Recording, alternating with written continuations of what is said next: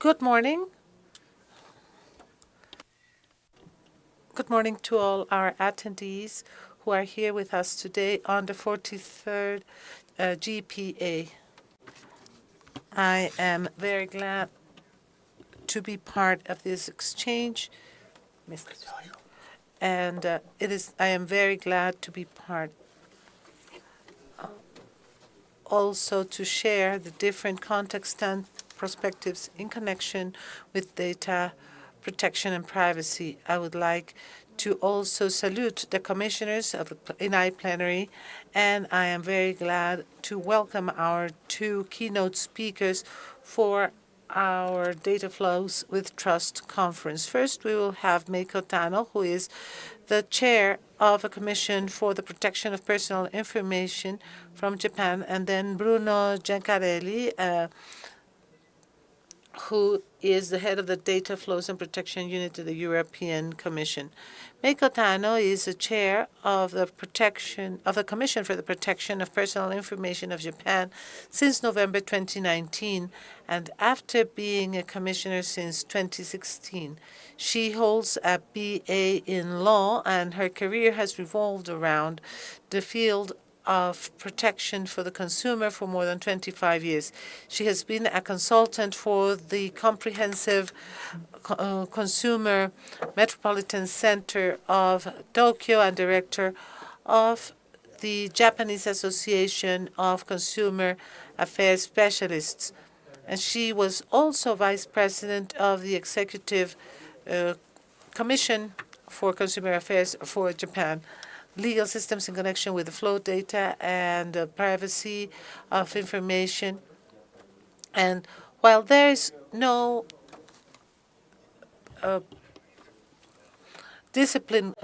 global discipline on data governance, coordination is critical for these areas. Of course,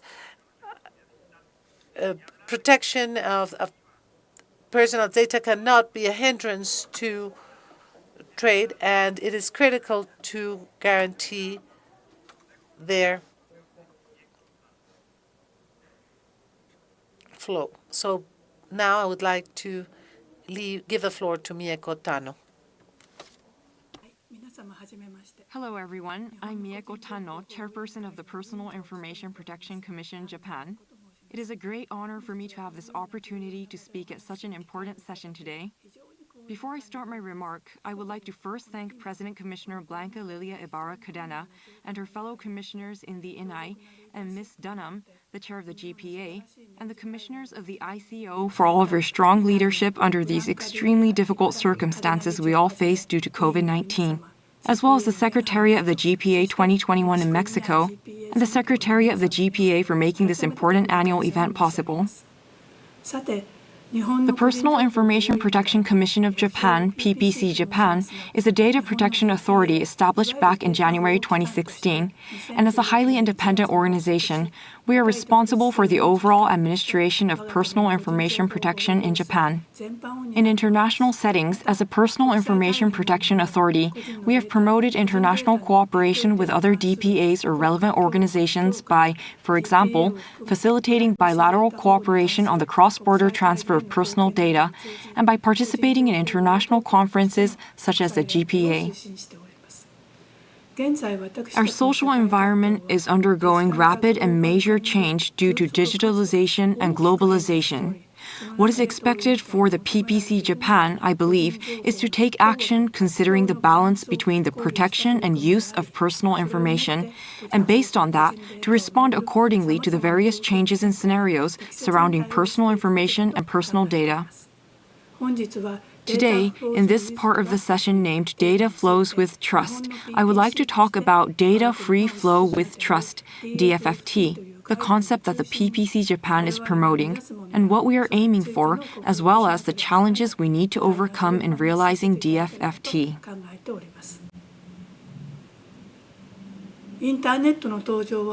The Internet has created a borderless global information network, attracted many people for offering a platform that is free and unregulated, and has quickly spread throughout the world.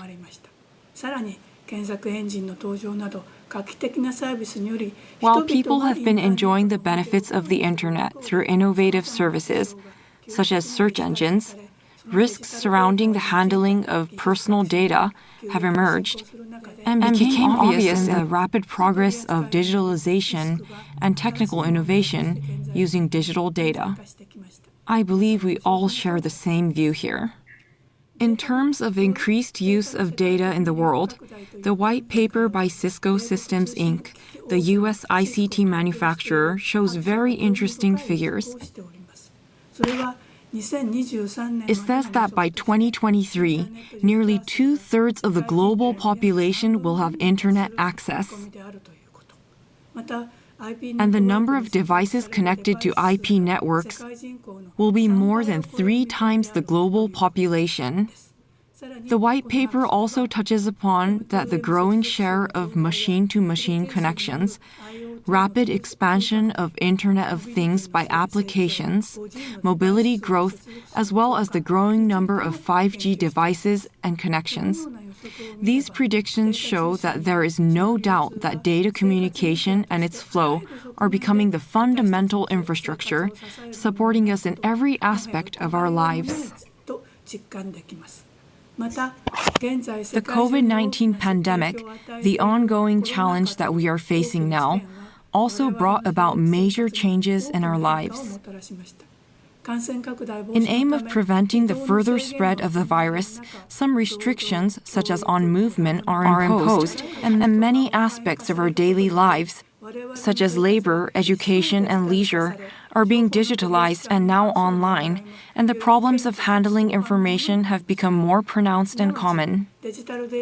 In other words, the environment surrounding digital data is changing dynamically in speed and depth. Today, on one hand, with rapid development and advancement of digitalization, data has become, so to say, a source of wisdom, value, and competitiveness for our society.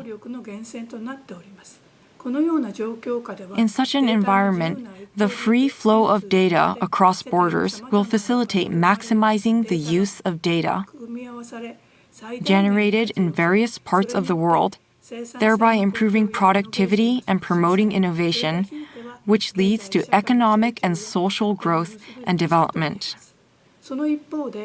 On the other hand, with the expansion of cyberspace, issues such as privacy, data protection, and information security have arisen. These issues can be a trigger of restrictive measures on cross-border transfer of data or requirements to store data within their own borders, so-called data localization. The legal systems related to data flow, such as privacy and information security, differs from country to country, reflecting their history, national characteristics, and political systems. Given that there is no global data governance discipline, policy coordination in these areas is essential for free flow of data across borders. With that in mind, Japan proposed the idea of Data Free Flow with Trust, DFFT, at the World Economic Forum annual meeting in 2019. It was endorsed by the world leaders at the G20 Osaka Summit in the same year, and we are currently making efforts in realizing the concept of DFFT. Let me briefly explain what DFFT is. It is an initiative to further promote the free flow of data and enhance trust among consumer and business, while addressing issues such as privacy, data protection, intellectual property rights, and security. In other words, it is a concept that advocates the synergy between trust and free flow of data. To make the best use of data, ensuring the free flow of data across borders is important. In order to ensure such free flow of data across borders, it is essential to have trust that privacy and data protection will not be wavered, even if data is transferred across borders. It is therefore our strong belief that establishing a global framework to realize data-free flow with trust is necessary. The idea of DFFT is indeed affirmed at the G20, but it cannot be defined in a one-size-fits-all type of framework, as realizing this concept is closely connected to the social, political, and cultural background of each country. Therefore, we believe that it is important that we collaborate with other countries around the world who share the same basic values and principles regarding data, and discuss an appropriate framework for data protection through various forums, and promote developing a set of rules involving many more countries. Given this opportunity, please allow me to introduce you some of the efforts that Japan has put in regarding DFFT. I don't know, there's the French translation. I would like to take out In this terms French of international interpretation. cooperation among like-minded countries, the G7 trade There is a ministers' French meetings held this year in March translation that I would like to 2021 remove. agreed to the importance of DFFT and to oppose digital protectionism, and agreed to proceed with the development of a set of high-level principles for digital trade. Okay, no, it's because also when I connected, there In was the a ministerial terrible echo. declaration of the So I G7 was Digital just and wondering. Technology Okay, anyway. Ministers meetings held in April Happy to see you. 2021, Sorry, I was in a a meeting, I roadmap couldn't for join cooperation on earlier. DFFT was endorsed as part of the joint statement, identifying 4 frameworks as the pillars for countries to collaborate and to work together. The first of the 4 pillars is data localization, which aims to conduct an analysis of impacts of data localization measures and alternative policy responses to these approaches. The second is regulatory cooperation on issues such as privacy. This will build on the OECD cross-cutting analysis on data governance and identify opportunities to overcome differences, promote interoperability between members, and promote cooperation among DPAs. The third pillar is about government access, which is to support the aims and objectives of the OECD, and I will come back on this point in more detail later. The final pillar is about approaches to data sharing and finding consensus in priority areas of data sharing. Reflecting the objectives of the second pillar, just about a month ago, the UK's Information Commissioner's Office organized the G7 Roundtable for DPAs to facilitate cooperation among the relevant authorities. Under the leadership of the Commissioner Dunham, who is also the chair of the GPA, the participating authorities exchange views on various issues related to DFFT. Japan is ready to lead the work embodying the concept of DFFT, including the promotion of G7 roadmap, in cooperation with relevant ministries and agencies and countries who are willing to work together, such as G7 members. With valuable inputs from various policy areas, Japan will keep working to realize DFFT towards G7 meetings to be held in Japan in 2023. Now, let me move on to DFFT initiatives in the area of privacy and personal information protection that the PPC Japan is engaged in. As I have already touched upon, Japan introduced the concept of data-free flow with trust at Davos in January 2019 and launched Osaka Track to facilitate drafting international rules for data flow at G20 Osaka Summit in June 2019. Furthermore, recognizing the need for a strategy to realize DFFT both domestically and globally, the Japanese government adopted comprehensive data strategy in December 2020 in order to build a digital infrastructure required for a world-class digital nation and to contribute to international discussion on DFFT. The comprehensive data strategy was updated in June 2021 and is one of the guiding principles for the promotion of DFFT in the PPC Japan. In order to promote DFFT in today's world, where technological innovation progresses rapidly and countries and regions have diverse policies, close coordination with countries and regions who share the same values, and taking the lead in establishing framework that is compatible with the new era is what is needed. Now, what kind of approaches are there to promote and realize DFFT? The PPC Japan proposed 3 concrete approaches. First is to promote bilateral and trilateral data flow while using existing legal frameworks for personal information protection. The second is to introduce a global corporate certificate system. And the third is to deepen discussion on risks in personal information protection at international forums. With regard to the first point, the PPC Japan is promoting smooth cross-border transfer of data by using existing legal frameworks in each country in order to facilitate DFFT. For example, Japan has been engaged in discussion with policymakers in both the US and the EU to establish a sort of symbolic framework that would allow smooth transfer of personal data among 3 regions based on the cooperative relationship that has been nourished among the parties. The second point is to propose to explore the possibility of introducing a new corporate certificate system that can be used globally. Even though the discussion has not reached the stage where we consider a specific mechanism at this point, we believe that it is one of the necessary elements to realize a worldwide trusted data-free flow.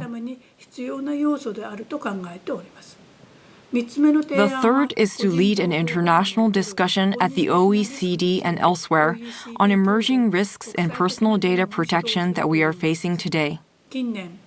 There have been concerns that unlimited government access and data localization are major barriers to a trusted and free flow of data across borders in recent years.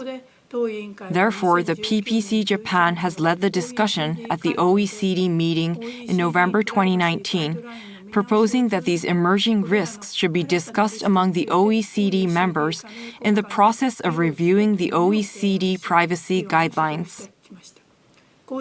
To stimulate further discussion on these initiatives, we brought relevant parties together and organized an online seminar at CTEC 2020 last autumn.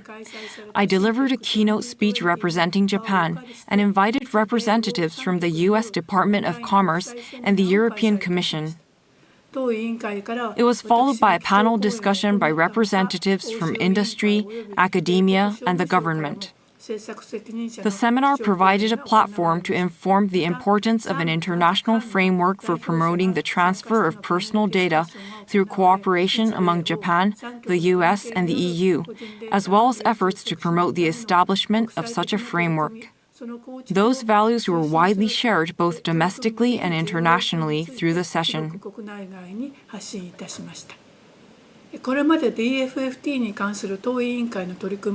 Among these 3 proposals that the PPC Japan is putting efforts in to achieve DFFT, the review of the OECD privacy guidelines is particularly relevant to today's issues in the field of personal information and privacy. The importance of data in today's society is increasing, and there is a trend towards digital protectionism through data localization and to restrict the transfer of data from one country to another. At the same time, as everything around us being converted into data and acquiring it is becoming easier, there are concerns about unlimited government access, which could lead to an excessive state surveillance. The fundamental rationale behind DFFT is that data is the very source of value in a digital society, and free flow of data across borders maximizes its use and boosts productivity and innovation, which would then lead to economic and social growth and development. From this perspective, data localization and unlimited government access, the 2 issues we face today, may hinder the trusted free flow of data. The OECD Privacy Guidelines, recommendation of the Council concerning guidelines governing the protection of privacy and trans-border flow of personal data, was adopted in 1980. It is worth noting that the 8 basic principles of the privacy guidelines were developed back then, foreseeing the world where computers are connected by broadband networks, where international transfer of personal data are expanded, and it is still being referred to as a global standard today.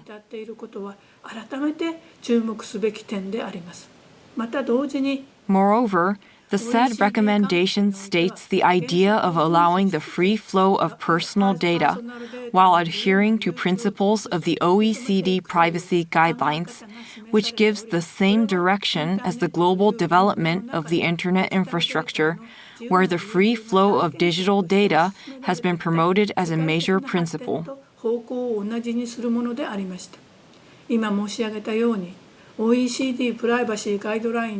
In light of the importance of the OECD privacy guidelines, the PPC Japan believes that the OECD privacy guidelines, the important standard for many countries, should be reviewed reflecting today's global issues and evolved into a new global standard that is equipped to face the emerging risks.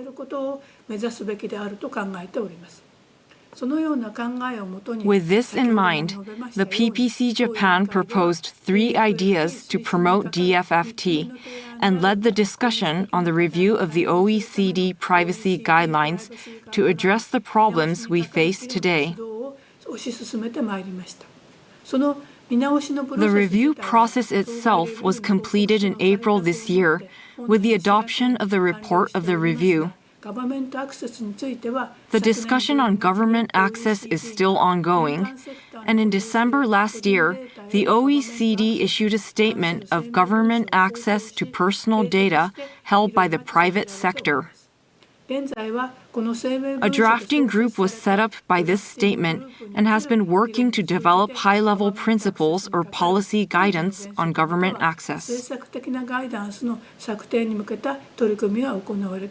OECD is not a solo institution that is discussing the issue of government access. It is also being discussed in the GPA.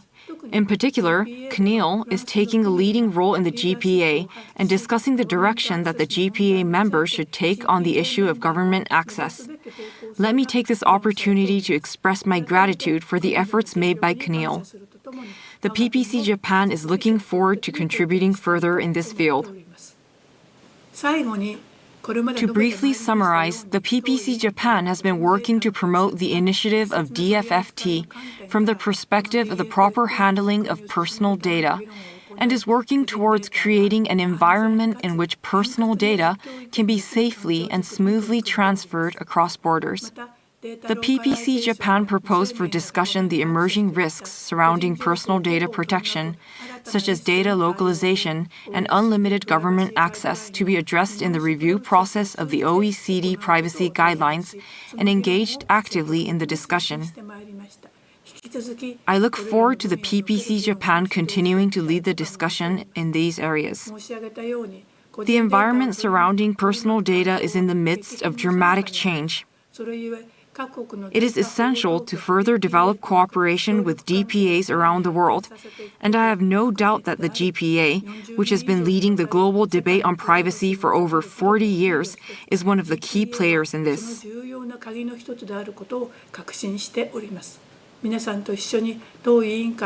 The PPC Japan will continue to contribute to the discussions and activities of the GPA through sharing best practices.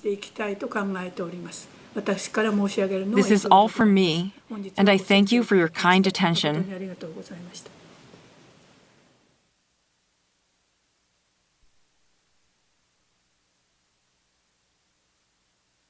Agradecemos a Mieko Tanno sus aportaciones. We would like to thank Mieko Tanno for her contributions, which are very valuable for the international community interested in this topic. We have to remember that Japan was the first country outside the EU to be declared as adequate third party in terms of the European regulations for data protection, and later South Korea. Without further ado, I would like to give the floor to our next speaker, Bruno Gencarelli, heads the European Commission's International Data Protection and Flow Unit.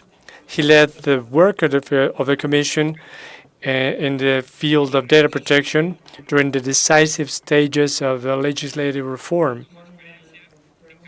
Given his experience, he headed the Commission's delegation in the interinstitutional negotiations with the European Parliament and the Council that led to the adoption of GDPR and the directive on the application of the law. He was also one of the main negotiators of the US-EU Privacy Shield, as well as the Umbrella Agreement. More recently, he negotiated an agreement with Japan, which resulted in the creation of the largest free data flow area. He is a co-leader in the Commission in negotiations with the UK on everything related to justice and consumers in the context of Brexit. Previously, he was a member of the European Commission's Legal Service, representing the Commission before the court, and he was also the chief of staff of a judge in a European community after being a lawyer in the private sector. He has a degree in law and political science, and he's a law professor. He has written many publications on law in the European Union. Thank you so much, Bruno, for agreeing to participate in this GPA. Without further ado, you have the floor. While we work to fix those issues, I would like to highlight another issue about data flows. We have to remember with the European Union 9546 regulation, which has been abrogated, has been repealed. There are additional issues come into play. Uruguay and Argentina still maintain those regulations, but they have not been reviewed in light of the general regulations. We all know the story in the U.S. with Privacy Shield and Safe Harbor, and now the depot clauses and so on. During my introduction, when I mentioned that Japan was the first country to be designated as having the equivalency level, perhaps this has to do with this background with the 9546, but with GDPR is Japan and South Korea, the ones who have been designated as such, and some other countries' applications are being reviewed. In terms of Latin America, I could tell you that Colombia is one of the countries that has filed applications, and of course Mexico as well. What does that mean? It entails the ability of, in the private sector, for Mexican and European companies to have free personal data flows without any additional requirements. Of course, this promotes e-commerce and digital economy initiatives.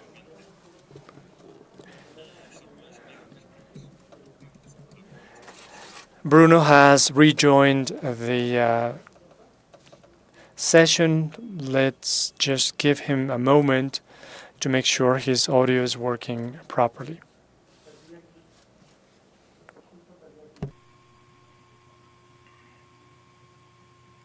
Está tardando un poco más. Les voy a seguir platicando. he's taking a bit longer. So in the meantime, remember that in terms of the GDPR, Article 45 and subsequent articles establish the requirements that must be met in these international data transfers. And there's a possibility of not complying with the requirements in Article 46 if that third country declaration is obtained. It is really useful to achieve that standard. Okay, Bruno is back. Let's go with him. Does it work now? Yes. Okay. Now there's an echo, which is terrible. Well, first I want to tell you I didn't do this on purpose to raise the expectation around my keynote. First of all, I would like to thank Inai and the VDA for the invitation. And I want also to thank my co-panelist from PPC Japan. PPC Japan is an absolutely key player and contributor to the global conversation on data flows, and we share very much the objectives presented by the um, commissioner of PPC. Okay, well, I've been told that this works, so I have cut the sound on my side. As I said, want to thank the organizers for the invitation. It's a great pleasure and privilege to be with you today, and I'm sorry for these technical problems that I don't think are only on my side. Um, it's a great pleasure also because my last trip before the pandemic was to Mexico City and to visit INAI on Data Protection Day. And that brings back excellent memories of my meetings in Mexico. Turning now to the topic of this session, and I will try to be as brief as possible, as we have lost some time. Any conference today, any seminar, any event deals in one way or another with international data flows. At the risk of stating the obvious, the crucial importance of data flows is generally recognized as an inescapable fact in our interconnected world. Data flows constitute an integral part of trade, of cooperation between public authorities, or just of social interactions, as we can see today and during this week of conference. It is also generally recognized that protection should travel with the data, that protecting privacy and facilitating data flows can and should go hand in hand. Convergence in privacy standards, and I know many speakers have already mentioned that concept, is actually an enabler, a facilitator of data flows. So it's very difficult to actually say something um, new on international transfers, something that others, have not already said and probably said much better. I will try to briefly touch upon in my intervention three or four, depending on time, recent developments, trends that we are observing in our work on international data transfers at the European Commission. Trends, developments that we believe offer also new opportunities in this area, in this field. More specifically, I would like to briefly mention how today the cooperation, the conversation on on international data transfers is becoming a much more global and diverse one that compared to even a few years ago. Second, the shift from a bilateral to a plurilateral or multilateral dimension in when approaching the question of data flows. Third, the importance of enforcement cooperation. And fourth, once again, if there is time, I would like to say something on the synergies that can be created between trade instruments on the one hand and data protection mechanism on the other hand. I think also that breaking down silos is a very important theme and is something on which also the GPA is very attached to. As I said, first of all, a much more diverse or diversified conversation around data flows. This is true from a geographic point of view.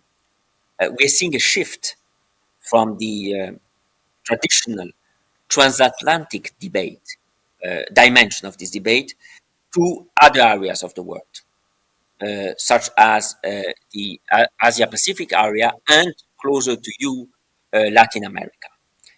This doesn't mean that the transatlantic dimension of this question is not a very important one, it's actually a crucial one, but it is far from being the only one. And when we think about Asia Pacific, when we think about Latin America, those are today's the real laboratories in terms of new data protection rules, new data protection initiatives, and solution.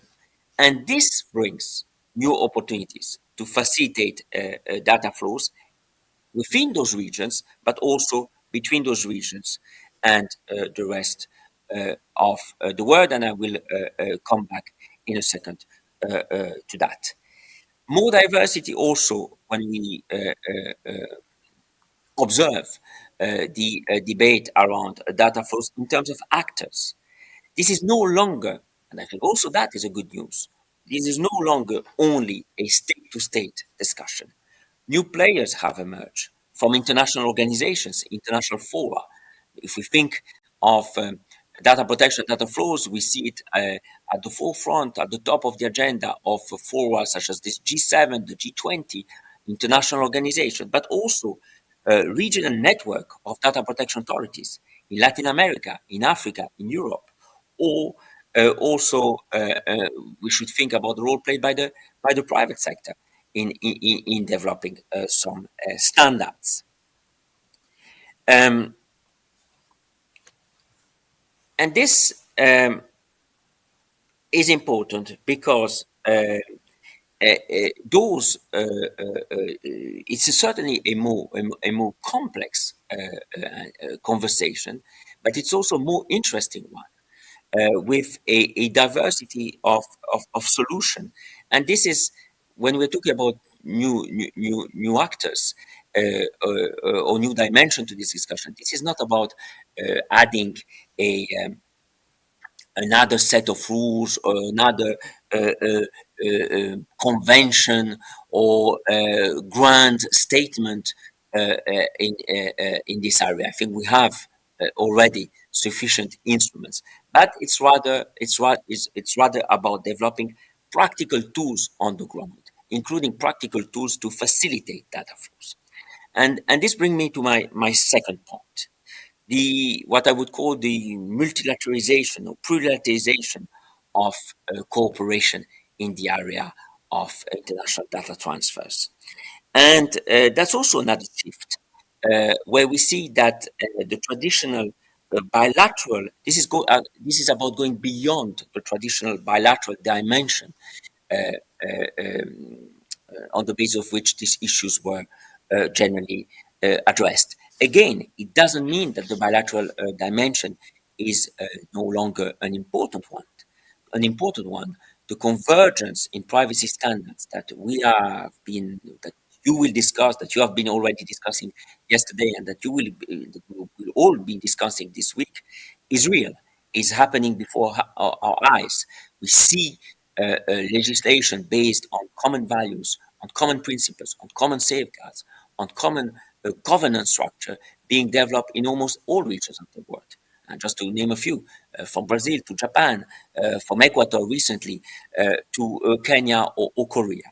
And of course, that convergence offers new possibilities to facilitate data flows, including to what we call in Europe adequacy decision, and to which Jonathan has referred to. This continues to be a central part of our work. We have recently concluded adequacy negotiations with Korea after having created the largest area of free and safe data flows with Japan 2 years ago. And I think you will see more of that in the coming months and years, in particular with a number of other partners in Asia and Latin America, notably. But beyond that work, that what I call the bilateral dimension, new opportunities have emerged. Um, and I think in particular of the role regional networks and regional organizations can play in developing international transfer tools. For instance, you may know that ASEAN, the organization that brings together the nations of Southeast Asia, Singapore, Indonesia, Vietnam, Thailand, and many others, has a few months ago adopted its set of model clauses, contractual clauses, which are a very useful tool for international transfers. In Europe, it's actually the number one tool to transfer data outside of Europe. ASEAN has developed a model, a set of model clauses, and that, of course, facilitate transfers within that region of the world, but it also facilitates transfers between that region of the world and the rest of the world. We are working as the EU with ASEAN on building bridges between the two sets of model clauses. We have respectively, between the sets of model clauses we have respectively developed in our region.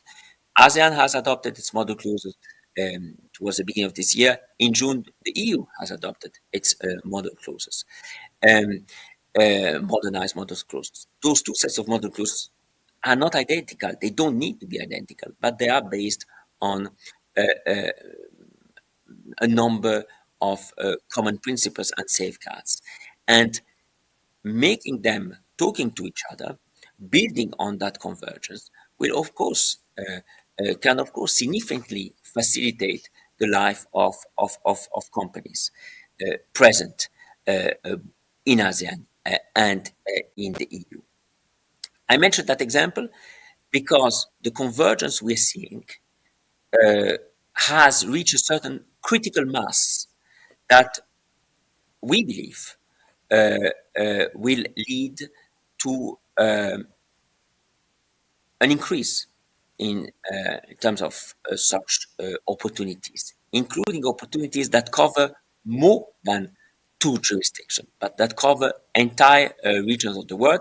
And on that aspect too, I think you will see interesting initiatives soon with other regions of the world. I'm thinking, for instance, but not only about Latin America.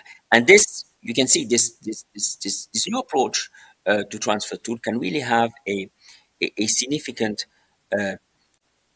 by covering two regions, it could really have a significant network effect to the benefit of citizens, which see that when their data are transferred to a certain region of the world, they are protected by a high and common level of protection, but also, of course, for businesses that will have tools that really help them navigate between the requirements of different jurisdictions.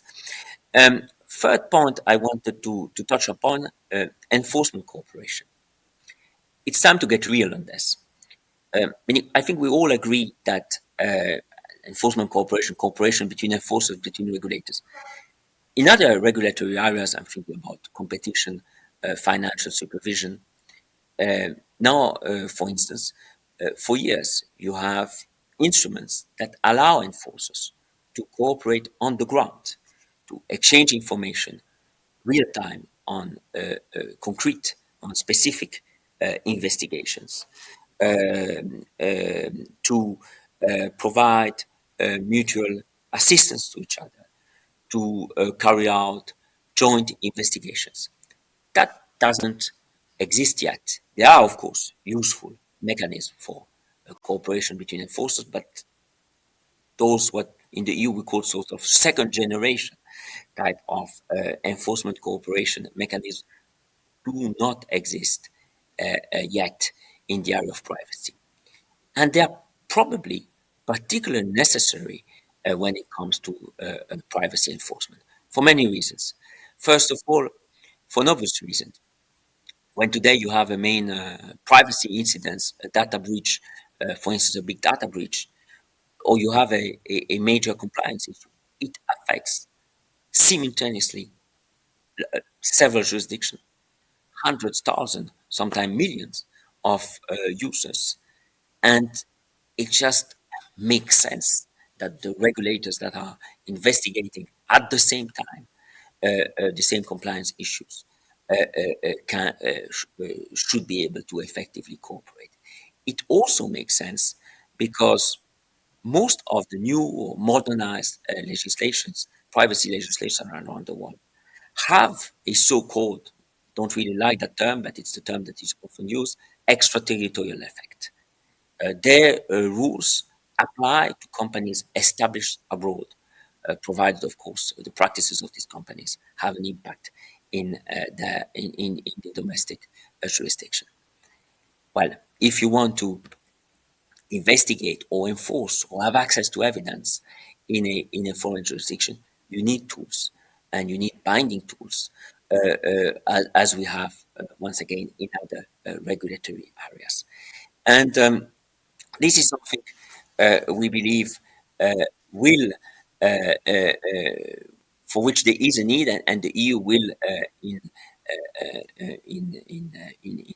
the context also of the implementation of the GDPR, seek a mandate mandates to negotiate such agreements with a number of international partners. I think I have come to the end of my time. I could give many other examples, but I wanted to give these examples first to show that in an area which is often, and rightly so, seen as complex, controversial, source sometime of anxiety and a lot of questions, there are actually a lot of new solutions. And the second reasons why I mentioned those few examples is because I believe we need, and I know this is also an important message of the GDPR, we need to focus on practical solutions. We need to focus on work on the ground. And the example I gave are, I believe, all about that. With that, I want to thank you for your attention and apologize again for the technical problems at the beginning of my intervention. But as you can see, there's a lot of work we can do and we should do together, because that's the only way to address issues that are increasingly global in nature, in their nature, and in the opportunities, in the challenges, and but also in the opportunities they bring. Thank you very much.